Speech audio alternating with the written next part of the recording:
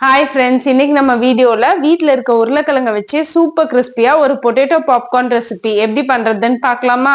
அதுக்கு நான் ஒரு 3 உருளைக்கிழங்க ஏற்கனவே நல்லா வேக வச்சு தோல் நீக்கி எடுத்து வச்சிருக்கேன். அதை நல்லா கை வச்சு மசிச்சு விட்டுக்கலாம்.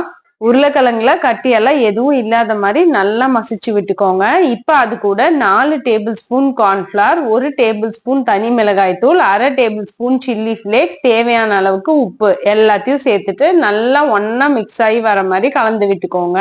மசாலா, உருளைக்கிழங்கு எல்லாத்தையும் சேர்த்து நல்லா ஒன்னா கலந்ததுக்கு அப்புறமா கையில கொஞ்சமா எண்ணெய் தடவிட்டு குட்டி குட்டி பால்ஸா அதை உருட்டி எடுத்து வச்சுக்கலாம்.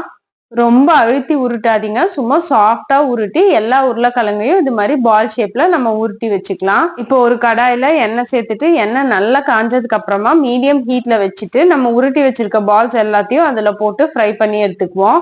ஒரு 2 நிமிஷம் அதை டிஸ்டர்ப் பண்ணாம விட்டுட்டு 2 நிமிஷத்துக்கு அப்புறமா கரண்டி வச்சு இது மாதிரி மிக்ஸ் பண்ணி விட்டுட்டே இருந்தீங்கன்னா நல்லா கோல்டன் ப்ரௌன் கலர்ல எல்லா பக்கமும் ஈவனா ஃப்ரை ஆகும். அவ்வளவுதான், நல்ல கோல்டன் ப்ரௌன் கலர்ல ஃப்ரை பண்ணி எடுத்தீங்கன்னா சூப்பரா சம்மர் லீவ்ல இருக்கிற குட்டீஸ்க்கு ஒரு கிறிஸ்பியான பொட்டேட்டோ பாப்கார்ன் ஃப்ரைஸ் ரெடி. இன்னைக்கே செய்யலாமா? பாய்.